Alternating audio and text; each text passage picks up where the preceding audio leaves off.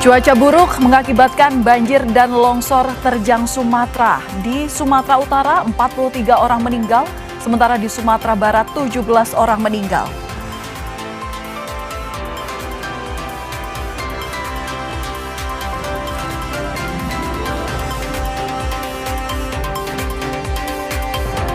Dua personel polisi diperiksa Propam Polda Metro Jaya terkait kematian tersangka pembunuh dan penculikan Alvaro Kiano Nugroho.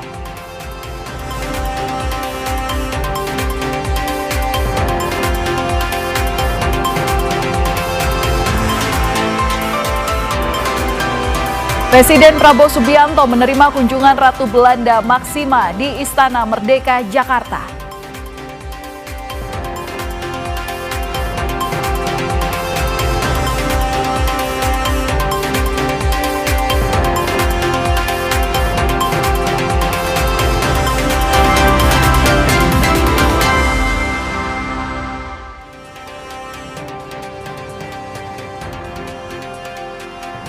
Halo saudara, selamat malam. Apa kabar Anda hari ini? Selain 3 berita utama tadi, kami juga memiliki sejumlah informasi menarik lainnya yang patut Anda simak malam hari ini di Kompas Malam. Bersama saya, Valentina Sitorus.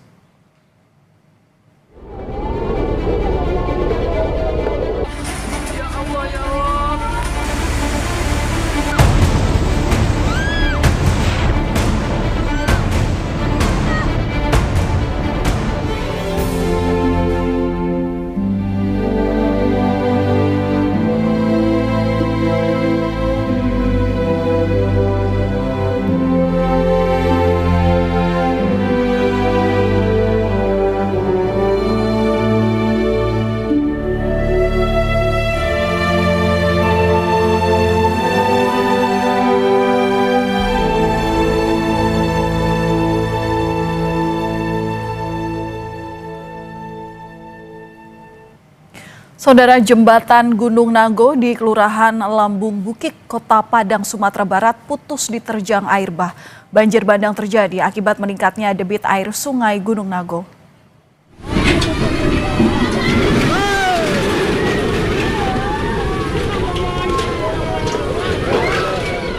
Jembatan Gunung Nago di Kelurahan Lambung Bukik putus diterjang air bah pada Kamis pagi. Debit air Sungai Gunung Nago meningkat pesat karena tingginya curah hujan. Tidak ada korban jiwa akibat kejadian ini karena warga sekitar sudah melarang warga untuk menyeberangi jembatan yang sebelum putus, di mana kondisinya yang sudah goyang dihantam derasnya air sungai.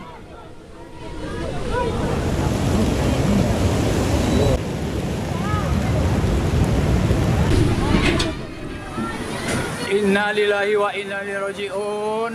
Ini kawasan Lubuk Minturun ya. Banjir bandang terjang Kecamatan Koto Tengah, Kota Padang, Sumatera Barat pada Kamis pagi. 1 orang ditemukan tewas, sementara ribuan jiwa dievakuasi tim SAR gabungan.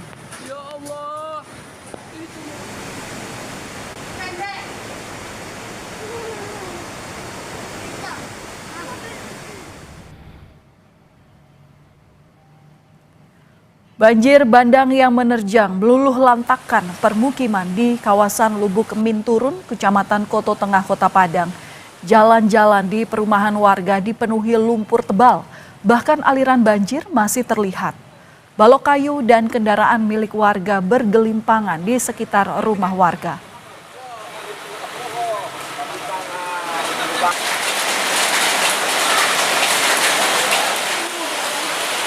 Abang berada di mana, Bang? Di dalam rumah, Bang. Itu apa ada tanda-tanda sebelumnya? Tanda-tanda cuma bunyi gemuruh. Bunyi gemuruh, ya. ya. Terus Tapi bunyi gemuruh udah seminggu. Tapi baru hari ini kejadian langsung besar airnya. langsung besar, Bang. Selain itu ada berapa orang, Bang, abang di rumah? Benar, Bang.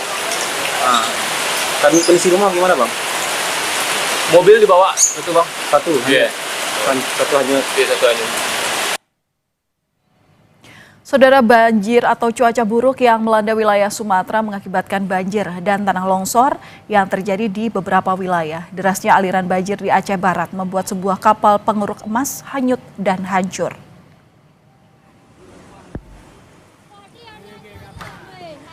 Video amatir memperlihatkan sebuah kapal penggeruk emas Kabupaten Aceh Barat hanyut dan hancur terbawa arus banjir di aliran Sungai Krueng Woyla. Selain kapal yang hanyut, banjir juga menyebabkan jembatan lintas provinsi di Gampong Tutut, Kecamatan Sungai Mas dipenuhi tumpukan kayu gelondongan yang tersangkut di bawah badan jembatan. Kondisi ini membuat aliran air semakin tersumbat dan meningkatkan resiko kerusakan jembatan.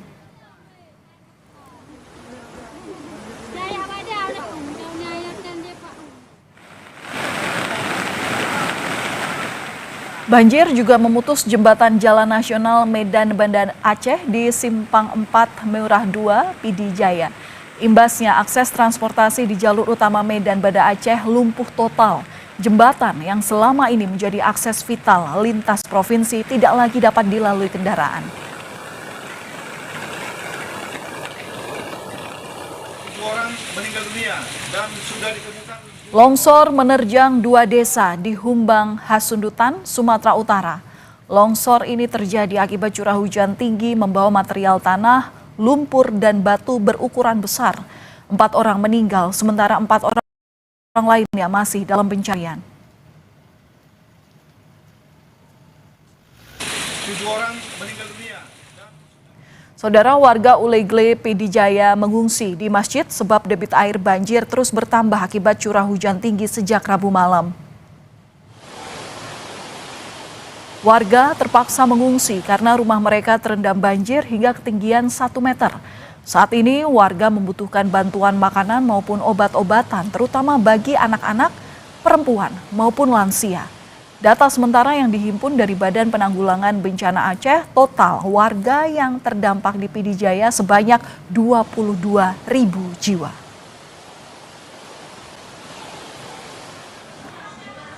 Akibat banjir yang terjadi di pinggiran Sungai Deli, Kota Medan, ratusan warga terpaksa mengungsi di tempat yang lebih tinggi. Ketinggian air yang merendam rumah warga mencapai 6 meter. Selain kebutuhan makan, kini warga juga membutuhkan pakaian.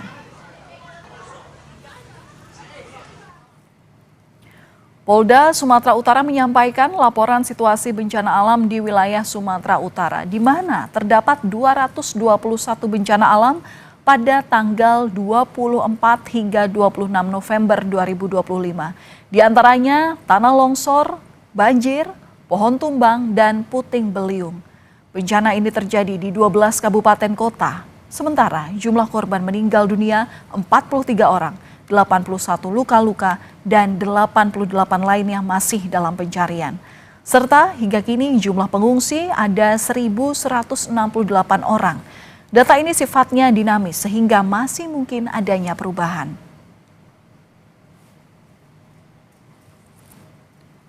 Untuk wilayah Sumatera Barat, Kepala Kantor SAR Sumatera Barat menyatakan sebanyak 17 orang meninggal, 15 mengalami luka-luka, dan 5 lainnya masih hilang. Data ini diperoleh per hari Kamis 27 November 2025. Dan bagaimana penanganan korban bencana banjir serta longsor yang menerjang sebagian wilayah Sumatera? Kita akan tanyakan kepada jurnalis Kompas TV, ada Jona Monangan di Medan, Sumatera Utara, dan Rio Johannes di Padang, Sumatera Barat. Kita ke Medan terlebih dahulu, Saudara. Jona, selamat malam. Bagaimana kondisi atau lokasi yang terjadi di Tapanuli Tengah? Apakah longsor ini bencananya sudah bisa dijangkau oleh tim SAR? Ya Valen, kondisi sekarang di Kota Medan ini banjirnya cukup merata. Jadi kalau tadi saya melihat perjalanan saya mulai dari Deli Serdang menuju Kota Medan, ini banyak sekali genangan dikarenakan memang curah hujan cukup tinggi ditambah lagi dengan adanya luapan dari sungai. Nah, sekarang posisi saya berada di Jalan Gatot Subroto. Ini adalah salah satu sentra ekonomi ada di Kota Medan.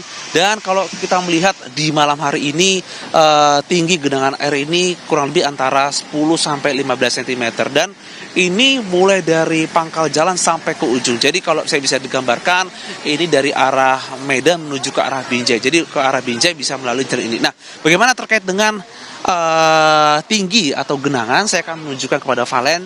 Jadi ini mobil atau motor yang mungkin mau menuju ke arah Gatot Subroto, khususnya ke arah di visual gambar, ini bahkan banyak yang memutar balik ya, dikarenakan tinggi dari genangan ini memang membuat sebagian orang ragu untuk bisa melintas. Jadi bisa dibayangkan di salah satu tempat atau mungkin pusat perekonomian ini tinggi genangan ini bahkan ya bisa dikatakan mungkin secara ekonomi ini tidak efektif ya, tidak atau mungkin tidak ideal, dan dikhawatirkan besok akan seperti apa.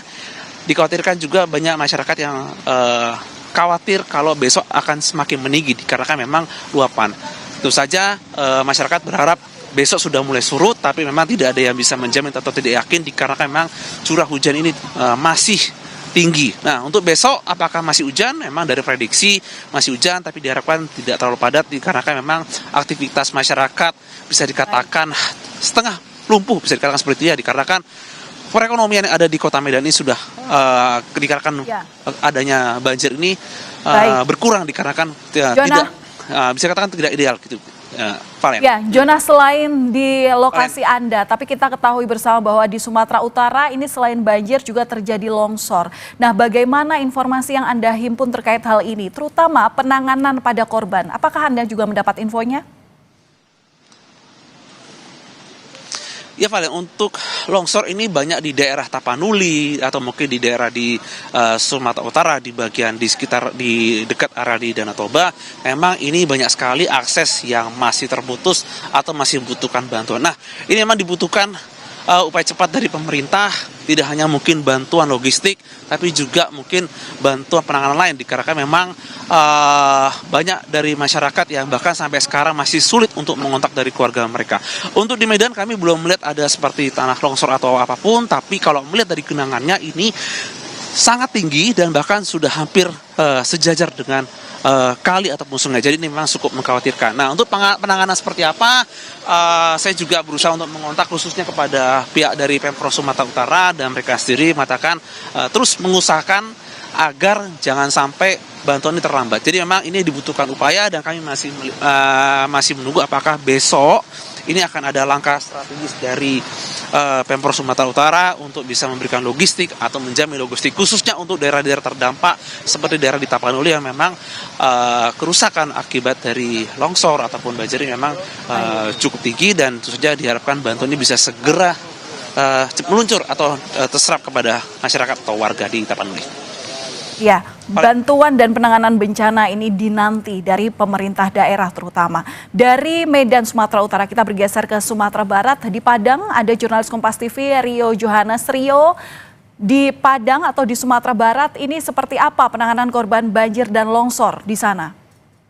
Ya, Valen dan juga saudara, untuk penanganan korban banjir dan longsor ini di Provinsi Sumatera Barat, untuk pencarian dan juga penyisiran lokasi itu memang sudah dihentikan pada pukul 6 sore tadi, dan tapi demikian BPBD Provinsi Sumatera Barat masih terus melakukan koordinasi secara intens dengan pemerintah kabupaten kota terdampak dan juga menyalurkan bantuan, serta hingga tadi malam juga masih mengirimkan bantuan alat untuk mempercepat proses pembersihan jalur jalan di Silayang untuk mempersiapkan beberapa titik longsor, percepatan pembersihan longsor. Dan untuk data terakhir terkini memang disampaikan oleh BPBD Provinsi Sumatera Barat bahwasanya akibat bencana hidrometeorologi ini ada 17 korban di Provinsi Sumatera Barat dengan rincian 7 diantaranya di Malala, Kabupaten Agam, 4 di Kota Padang Panjang, dan 6 di Kota Padang. Dan dinyatakan bahwasanya dari 14 kabupaten kota yang terdampak, itu titik terparah memang di Kota Padang dan Kabupaten Agam. Demikian, Valen. Oke, dan saat ini yang paling dibutuhkan pengungsi apa, Rio?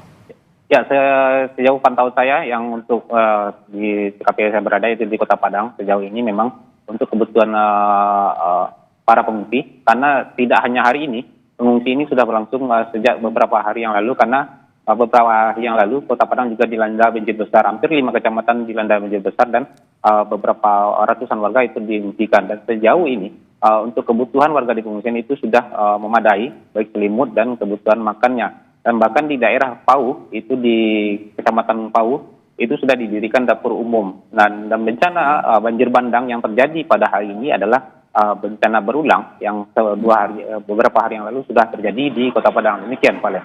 Baik, terima kasih atas laporan Anda, jurnalis Kompas TV Rio Johannes langsung dari Padang, Sumatera Barat. Dan sebelumnya ada rekan Jona Hamonangan dari Medan, Sumatera Utara. Terima kasih kawan-kawan, jaga kesehatan kalian. Bukan hanya cuaca buruk, dampak banjir dan longsor yang terjadi di Sumatera diduga diperparah akibat alih fungsi lahan. Informasinya kami sampaikan usai jeda di Kompas Malam.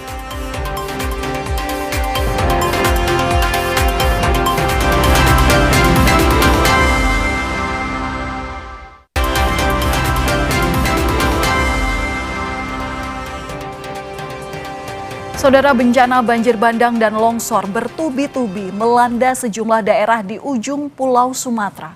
Proses evakuasi berlangsung secara dramatis, sementara data lebih dari 60 orang meninggal.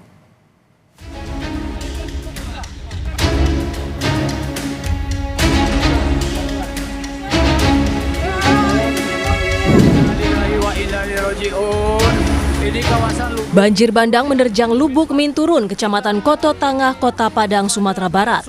Air menerjang permukiman dan menghanyutkan sejumlah kendaraan. Satu warga ditemukan meninggal usai terbawa arus.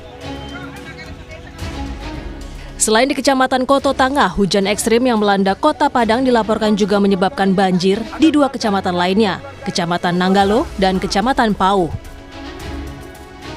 Banjir juga merendam Kabupaten Aceh Utara Aceh semakin parah. Satu keluarga terjebak di atas loteng saat rumahnya hanyut terbawa arus di Desa Paloh Raya. Keluarga ini terdiri dari seorang bayi, 4 perempuan, seorang lansia, dan 1 laki-laki. Melalui rekaman video, mereka meminta bantuan pertolongan kepada tim SAR agar segera dievakuasi. Di Kecamatan Loksukon, Kabupaten Aceh Utara Aceh, dengan menggunakan tali, satu persatu warga dievakuasi dari banjir yang semakin meluas. Sementara di Kabupaten Tapanuli Tengah, Sumatera Utara, warga juga mengungsi akibat banjir. Seorang bayi bahkan dievakuasi menggunakan kontainer plastik dari atas atap rumah yang kebanjiran. Di Tapanuli Selatan, Sumatera Utara, puluhan warga mengungsi di salah satu pengungsian di Desa Batu Hala. Terdapat 2.000 lebih pengungsi yang terbagi dalam 6 posko di wilayah Kecamatan Batang Toru, Tapanuli Selatan, Sumatera Utara. BNPB akan melibatkan TNI dan Polri dalam penanganan tanggap darurat seperti evakuasi, pengiriman logistik, hingga membuka akses jalan yang terputus. Kemudian dari Tapanuli Utara ke Tapanuli Tengah ke Sibolga nggak bisa lewat darat. Sehingga beberapa hari Sibolga ini masyarakatnya tidak mendapat tambahan logistik, tapi per hari ini sudah 2 sorti BNPB mengirim logistik menggunakan pesawat Karapan. Dan untuk Tapanuli Tengah, informasinya besok juga Bapak Gubernur dari Medan akan mengirim 1 pesawat. Sementara itu, Wakil Menteri Pekerjaan Umum Diana Kusumastuti bilang ada 4 jembatan yang terputus di Aceh. Pemerintah telah mengirimkan alat berat untuk membersihkan material longsor di Aceh, Sumatera Utara, dan Sumatera Barat. Mengirimkan beberapa alat-alat berat untuk membersihkan longsoran di Aceh maupun di Sumatera Utara maupun di Sumatera Barat, dan mudah-mudahan alat berat kami yang saat ini sudah siap segera bisa sampai ke lokasi. 21 yang ada di Sumatera Utara dan kemudian 12 yang ada di Aceh dan 15 yang ada di Sumatera Barat, mudah-mudahan segera bergerak. Soal jumlah warga terdampak banjir dan longsor masih terus berubah secara dinamis. Basarnas memastikan evakuasi dan pencarian korban hilang adalah yang utama. Jadi terkait dengan jumlah data tentunya saya mengharapkan tidak menjadi diskusi, namun dari operasi SAR yang kita laksanakan pasti kita akan memprioritaskan terhadap adanya kedaruratan manusia yang harus kita selamatkan. Begitu juga terkait dengan korban-korban yang masih dalam pencarian, itu pun juga menjadi skala prioritas kita. Walhi menyoroti banjir dan longsor yang terjadi di Pulau Sumatera. Menurut Direktur Eksekutif Walhi Sumatera Utara, Rianda Purba, sejak 9 tahun terakhir didapati wilayah di hulu Tapanuli Tengah dan Tapanuli Selatan ada ribuan hektar hutan yang rusak. wilayah hulu Kabupaten Tapanuli Tengah dan Tapanuli Selatan, dalam 9 tahun terakhir itu 2.000-an hektar hutan itu sudah rusak, Bang. Sudah ditebang. Nah, faktornya ditebang itu ada yang secara legal, karena ada pembangunan infrastruktur seperti PLTA Batang Toru, kemudian juga ada pertambangan emas di sana, dan kemudian ada juga aktivitas perkebunan kayu rakyat PT Toba Pelestari. Ini aktivitas industri ekstraktif tersebut juga memperparah dari hujan cuaca ekstrim turun, jadi air itu langsung turun ke wilayah hilir. Pemerintah fokus pada pemulihan jalur transportasi agar pengiriman logistik bisa cepat tersalurkan kepada seluruh korban banjir. Tim Liputan Kompas TV. Saudara, banjir bandang melanda sejumlah wilayah di Pulau Sumatera, dan untuk membahasnya sudah bersama kami bergabung melalui sambungan daring ada Boy Jerry Evans Sembiring, Direktur Eksekutif Nasional Walhi. Selamat malam Bang Boy, apa kabar? Selamat malam Mbak, kabar baik. Kabar baik. Bang Boy, ini tadi dari visual banjir bandang yang terjadi di wilayah Sumatera terlihat batang-batang pohon gelondongan ikut terbawa arus. Nah, apakah ini artinya terjadi kerusakan alam akibat alih fungsi lahan sebelum banjir bandang ini terjadi? Nah, kita bisa melihat ya kalau data kami, informasi yang kami peroleh dari kantor-kantor provinsi kami di Aceh, Sumatera Utara, dan Sumatera Barat, kawan-kawan melihat bahwa dampak yang meluas, dampak yang menguat dari kejadian yang ada ini tidak terlepas dari kerusakan lingkungan. Jadi batasan planetnya atau daya dukung, daya tampung lingkungannya itu rusak karena aktivitas legal maupun perizinan yang dibuat oleh negara ya, diterbitkan untuk beberapa perizinan seperti tambang, hutanan, perkebunan kelapa sawit. Nah, kita juga bisa lihat kan kalau seandainya gitu ada penyangga lingkungannya atau bisa disebut sebagai kawasan lindung, baik dalam konteks tata ruang maupun dalam konteks kehutanan, maka seharusnya nggak terjadi ada hambatan yang luar biasa yang menghalang kejadiannya lebih besar gitu ya, nggak akan terjadi longsoran kayu atau longsoran yang bisa menerobos sampai jauh lebih besar, karena kan konteksnya kawasan lindung itu sebenarnya dia memproteksi ya, memproteksi wilayah-wilayah yang rawan bencana atau wilayah-wilayah yang secara tata ruang seharusnya nggak bisa diterbitkan izin atau dijadikan kawasan khusus lah gitu. Oke, nah kalau bicara soal ada dugaan bahwa hutan lindung itu rusak sehingga tidak bisa melindungi, sampai sekarang data-datanya seperti apa yang dimiliki Walhi? Nah, kami sih melihat misalnya data kawan-kawan Sumatera Utara gitu ya, yang kami peroleh ada, ini kan bukan cuma konteks lindung ya, tapi kita juga bisa bicara soal tentang penataan ruang. Bahwa ruangnya gitu ya memang didominasi oleh perizinan. Kita tahu kalau perizinan industri ekstraktif pasti dia menurunkan daya dukung dan daya tampung lingkungannya atau mempercepat dilampauinya batasan planet kita ya.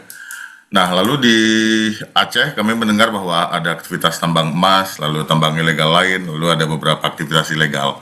Nah, di Sumatera Barat juga kurang sama kami peroleh dengan Aceh. Memang kami sedang mengumpulkan data secara spasial lalu mencoba mengastrasi kawan-kawan kantor untuk melihat bahwa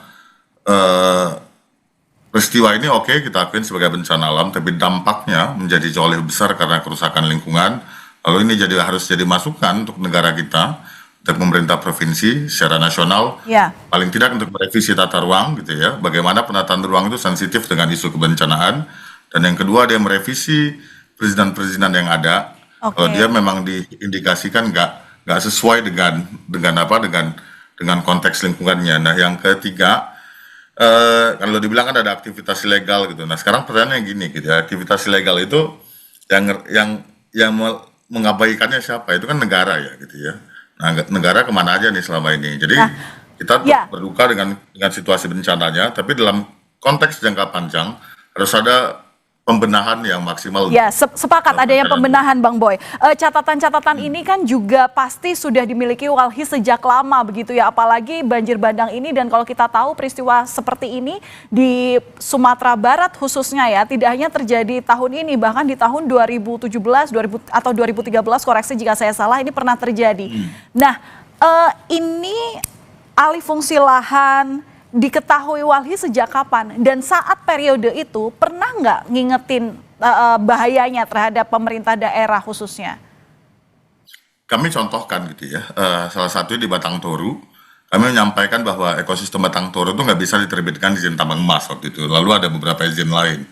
Tapi kan dalam pendekatan bahwa ini statusnya produksi, statusnya fungsinya produksi, dia nggak masuk di kategori lindung, ini nggak didengarkan. Lalu misalnya kita pernah menyampaikan di Sulawesi Tengah dulunya ketika sebelum ada gempa besar bahwa ada palung, ada konteks ancaman kebencanaan gitu. Nah ini nggak dimasukkan dalam perencanaan tata ruang. Jadi perencanaan tata ruang yang buruk, perencanaan tata ruang yang nggak mengadopsi kepentingan kebencanaan, nggak mengadopsi kepentingan lingkungan, itu sebenarnya membahayakan masyarakat sendiri. Jadi kebijakan negara harus dikoreksi. Ini bukan yang pertama kami mengingatkan gitu ya. Atau misalnya kita bicara dalam konteks karhutla yang terus berulang. Kita nyebutkan gambut udah dong, stop dong dijadiin lokasi perizinan. Karena ekosistemnya ketika kering dia akan mudah terbakar dan sulit dipadamkan. Nah tapi kan kita bisa lihat bahwa kebijakan perizinannya, aktivitas legalnya terus dibiarkan atau dilakukan oleh negara gitu. Oke, baik. Penanganan pasca banjir dan longsor jangan hanya fokus pada perbaikan fisik, tapi juga bagaimana perbaikan pada lingkungan sekitar.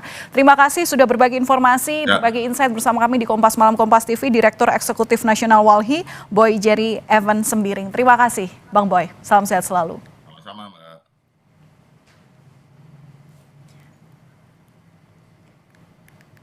Saudara, informasi selanjutnya, Menkom Digi Mutia Hafid memerintahkan operator seluler untuk segera memperbaiki instalasi BTS yang terdampak banjir dan longsor di wilayah Sumatera Utara. Mutia juga meminta agar operator menyampaikan titik area terdampak jaringan putus kepada pengguna. Kita koordinasikan dengan operator seluler itu rata-rata instalasi BTS milik operator seluler, jadi kita minta mereka terus memantau dan segera melakukan perbaikan, dan yang paling utama juga menginformasikan kepada masyarakat titik-titik mana saja yang terdampak.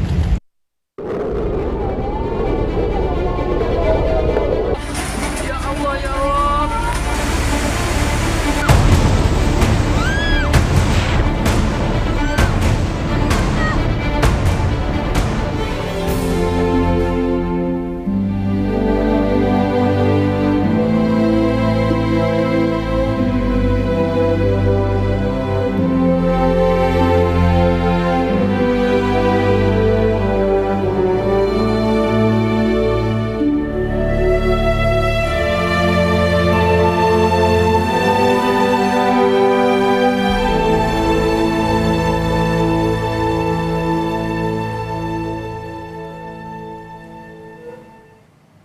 Usai jeda, Saudara, Kompas Malam masih akan kembali untuk Anda dengan informasi lainnya terkait dengan 2 personel polisi yang diperiksa Propam Polda Metro Jaya terkait kematian tersangka pembunuh dan penculikan Alvaro Kiano Nugroho.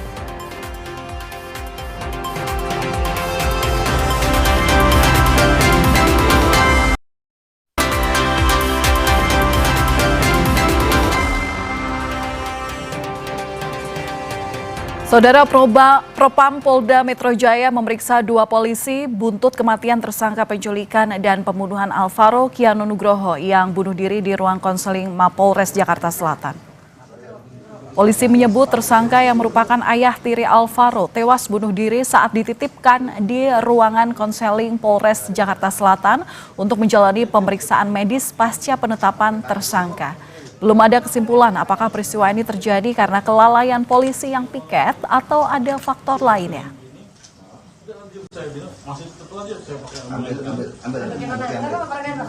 Ada saksi yang berada pada saat itu, saksi yang mengetahui pertama dia gantung diri juga ada. CCTV di ruang penyidikan juga ada. Itu suatu proses yang akan dilakukan Propam Polda Metro Jaya. Yang terkait dengan itu pasti saya yakin pasti akan diperiksa.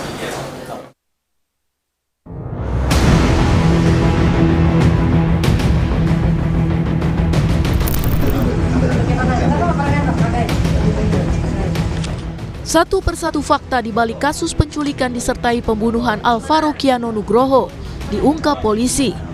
Salah satunya saat ayah tiri Alvaro memeragakan detik-detik pembunuhan bocah tersebut dalam prarekonstruksi yang digelar 21 November lalu sebelum ayah tiri Alvaro tewas bunuh diri. Dalam prarekonstruksi, terungkap Alvaro sempat dibekap hingga lemas. Polisi juga tengah mendalami keterlibatan saksi kunci berinisial G. Ia diduga membantu mengangkat jasad Alvaro usai dibuang di kawasan Tenjo, Bogor, Jawa Barat. Saksi kunci juga berinisial G itu membantu dia untuk mencari lagi mengangkat mayat yang tadi, tapi dia bilang bahwa yang di dalam kantong plastik itu adalah bangkai anjing. Sampai saat ini kami masih melakukan pendalaman sampai di mana dia terlibat dalam kasus ini. Sebelumnya polisi menyisir lokasi penemuan jasad Alvaro di kawasan Tenjo. Hasilnya, ditemukan 5 bagian tubuh diduga milik korban. Temuan itu diserahkan ke Rumah Sakit Polri Kramat Jati untuk identifikasi. Diduganya itu ditemukan ada rahang bawah, di mana di rahang bawah itu untuk skalanya masih kecil, jadi curiganya dan itu ada aktif. Sehingga kami harus meronsen lagi dan koordinasi dengan petinggi Polri. Ibu kandung Alvaro mengungkap perangai buruk ayah tiri Alvaro yang disebut temperamen. Pokoknya orang itu nggak bisa diajak debat, nggak bisa diajak tukar pikiran. Sementara pakar psikologi forensik Reza Indragiri menyoroti kematian ayah tiri Alvaro di ruang konseling Polres Metro Jakarta Selatan. Apakah dia meninggal akibat perbuatan orang lain, berarti pidana, ataukah dia meninggal akibat keputusannya sendiri, tetap saja itu merupakan masalah. Walaupun mungkin sebatas masalah etik, atau bisa juga dibawa ke pidana, walaupun agak dipaksakan yaitu dengan pasal kelalaian. Tinggal lagi, seberapa jauh kita semua, mobil khusus Polri menyikapi kasus meninggalnya tahanan di kantor polisi sebagai masalah yang serius atau tidak. Hilang 8 bulan, Alvaro ditemukan meninggal. Polisi menyebut penyerahan jenazah Alvaro akan dilakukan usai pencocokan DNA. Tim Liputan, Kompas TV.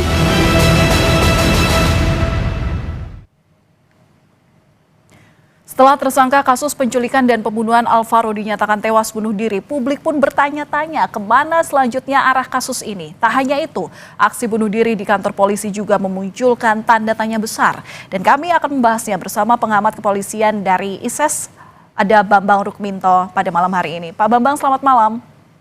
Selamat malam, Valen. Ya Pak Bambang, setelah tersangka bunuh diri, kini polisi mendalami keterlibatan saksi kunci. Nah, apakah memungkinkan untuk mengungkap kasus ini? Ya, sangat memungkinkan ya, tapi kan kalau saya melihat kronologinya, kasus Alvaro ini kan hilang sejak bulan Maret.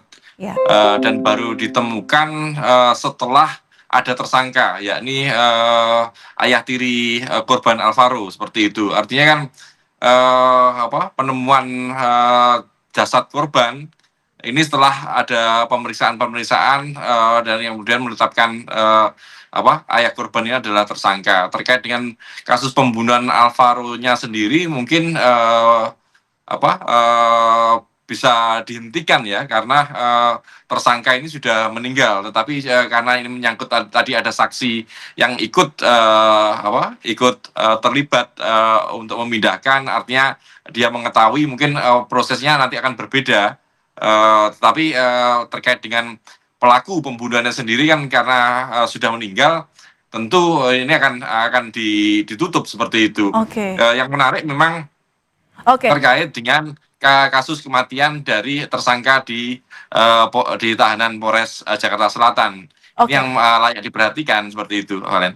Ya Pak Bambang, ini tuh ada pengakuan bahwa saksi kunci ini merasa ditipu oleh ayah tiri Alvaro bahwa kantong plastik yang ia pegang saat itu berisi bangkai hewan. Nah, pengakuan ini masih bisa dibuktikan polisi nggak?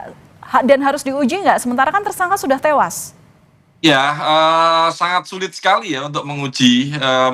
Tetapi kalau kita melihat kronologi, kemarin kan juga ada sebelum tersangka meninggal kan ada rekonstruksi. Ini tentu sudah cukup kuat gitu loh untuk mentersangkakan yang ayah tiri korban ini gitu loh. Makanya saksi-saksi itu tadi tidak cukup untuk kemudian ditingkatkan menjadi tersangka keterlibatan dalam pembunuhan seperti itu, karena tersangka utamanya adalah ayah tiri korban yang sudah meninggal seperti itu. Iya, kejelian polisi di sini dinanti.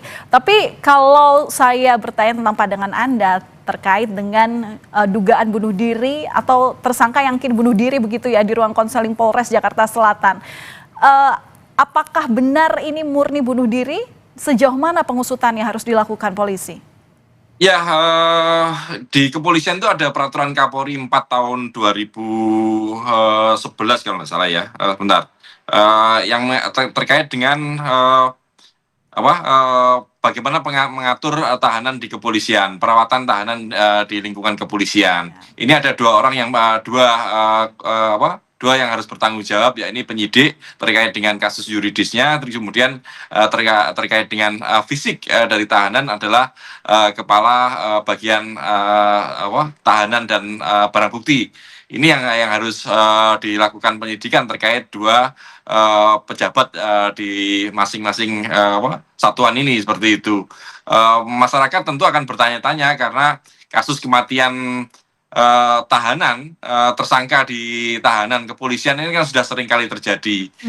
Saya melihat memang di sini ada kesalahan SOP ya, dan juga ada dugaan kelalaian, maksud Anda begitu? Ya, ada kelalaian terkait dengan SOP, kemudian juga terkait dengan pelaksanaan KUHAP. Karena dalam KUHAP ini kan seseorang yang sudah ditetapkan tersangka itu harus didampingi oleh penasihat hukum. Okay. Apakah saat itu tersangka yang menjadi ayah tiri yang kemudian bunuh diri ini didampingi pengacara atau tidak, ini kan kita juga tidak tahu. Dan ini artinya di sini ada pelanggaran KUHAP karena saat mentersangkakan ini kapan, karena tanggal 21 November sebelum meninggal ini kan sudah ada prarekonstruksi, artinya kan jauh sebelumnya sudah ditangkap seperti itu. Artinya kan saat ditangkap pun juga harus ada pendampingan penasihat hukum. Ini yang seringkali diabaikan oleh kawan-kawan kepolisian sehingga memunculkan problem ketika ada kasus-kasus kematian di tahanan kepolisian seperti itu. Iya, sebenarnya dengan kasus ini harusnya polisi juga ketat mengawasi dan juga sebenarnya kalaupun sudah ditetapkan sebagai tersangka harus ada pengekangan fisik begitu ya sebenarnya. Nah, tapi tadi Anda menyampaikan bahwa ada dugaan kelalaian. Singkat saja, berarti ini harus diusut ya? Ya pasti harus diusut, tapi kan ini terkait dengan pelanggaran SOP ya, pelanggaran disiplin. Kecuali nanti ditemukan bukti-bukti baru, misalnya ada kekerasan fisik kepada korban tersangka seperti itu. Kalau kemudian ada kekerasan fisik misalnya yang disengaja bukan dari pihak lain, ini tentu akan ada pengusutan yang lebih lanjut seperti itu. Ya, dan akan ada sanksi pastinya yang nanti akan diterapkan. Baik, terima kasih sudah berbagi pandangan Anda di Kompas Malam, pengamat kepolisian dari Institute for Security and Strategic Studies, Bapak Bambang Rukminto. Salam sehat selalu, Pak. Selamat malam. Malam. Saudara, kami akan kembali usai jeda. Presiden Prabowo Subianto menerima kunjungan Ratu Belanda Maxima di Istana Merdeka, Jakarta.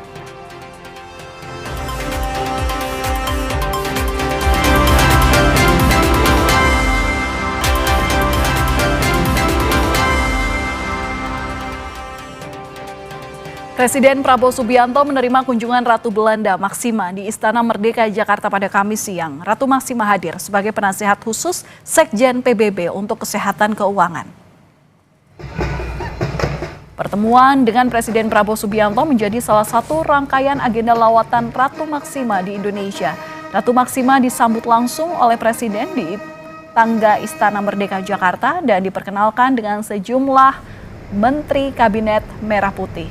Presiden Prabowo memberikan penghargaan tinggi atas kontribusi Ratu Maxima dalam memajukan konsep kesehatan keuangan di berbagai negara, termasuk Indonesia.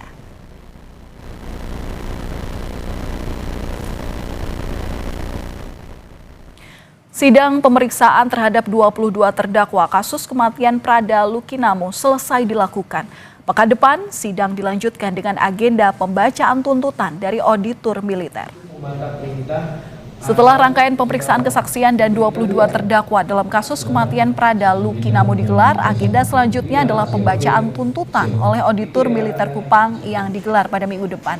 Humas Pengadilan Militer Kupang menyebut sidang pembacaan tuntutan ini akan dilangsungkan pada tanggal 3 sampai dengan 4 Desember 2025. Rabu tanggal 3 Desember tahun 2025 dengan agenda pembacaan tuntutan dari Auditor Militer 314 Kupang. Untuk agenda dengan berkas perkara nomor 40 dan 42 akan dilaksanakan pada hari Kamis tanggal 4 Desember tahun 2025 dengan agenda pembacaan tuntutan dari Auditor Militer 314 Kupang.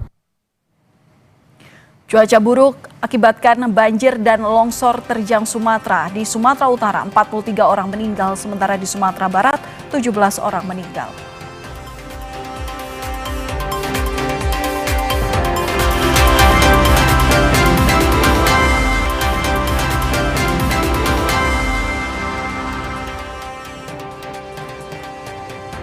Jembatan Gunung Nago di Kelurahan Lambung Bukik, Kota Padang, Sumatera Barat putus diterjang air bah. Banjir bandang terjadi akibat meningkatnya debit air sungai Gunung Nago.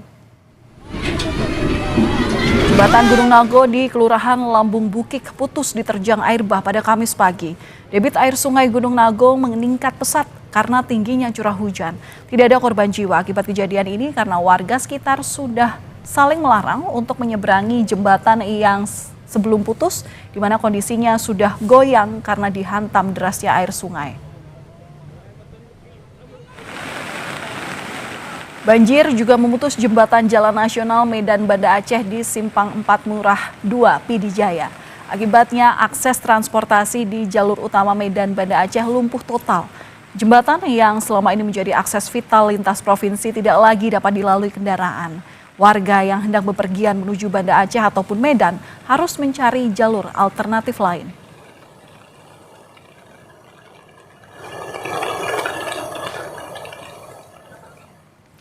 Terima kasih telah menyaksikan Kompas Malam hari ini. Pastikan secangkir kopi gula aren menemani waktu istirahat Anda. Saya Valentina Sitorus pamit. Terima kasih dan sampai jumpa.